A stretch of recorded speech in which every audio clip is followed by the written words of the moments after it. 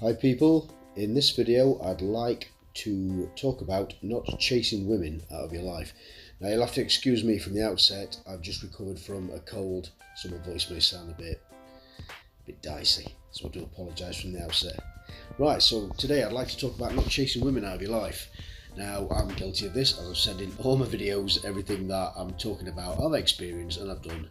I'll be the first to hold my hand up to that. So not chasing women out of your life, what does that mean? Well, that means, for one, not over texting. Now, there's a whole thing on the internet about the two text rule, not double texting. Now, I mean, I can be a bit cold like this, I suppose. I mean, I'm not a great texter, to be honest. Just not being too, every morning, good morning. I mean, every morning, good night. Like becoming very predictable.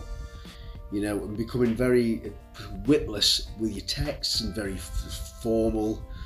And this can. I think this can bore women over time, to be honest. You become too predictable. I mean, women like a bit of mystery, and there's no, that is just how it is. Now, with chasing her away as well, you can chase her away with jealousy.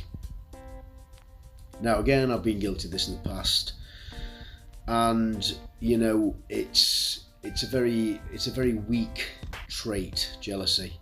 It just confirms your lack of worth, and that's never an attractive trait to a woman.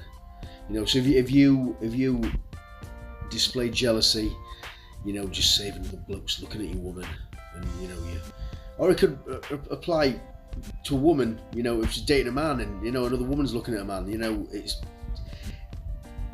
but with men it's looked at as a more weak trait. You should know in yourself that you're good enough, right? It shouldn't matter, and even if she does find him attractive, so what? You should be that self-contained and that confident that shouldn't matter at all.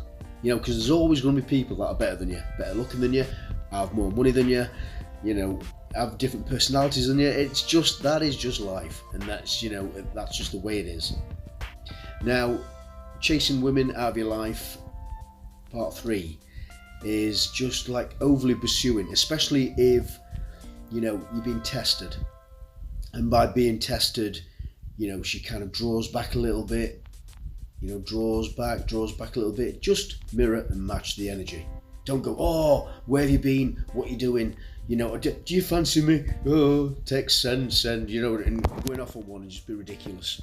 Just mirror and without sounding like it's a game. Just mirror and match the energy slightly. And just kind of draw back a little bit as well. You know what I mean? Don't go chasing and going, oh, why are you texting me this? Why have you been so cold? Because again, weak energy, and you'll just chase a woman away. So we don't want to be doing that kind of behaviour. If you're going to be tested down the line by a woman who you're dating, or even vice versa, by a man you're dating if you're a woman. You're going to be tested. Them tests can come. Well, they call them shit tests.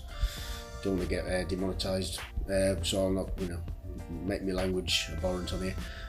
But you'll be tested, and it's how you react to them tests as to whether the woman will stay around. If you can show strong emotional maturity through them tests, then the more chance that she'll stay. So.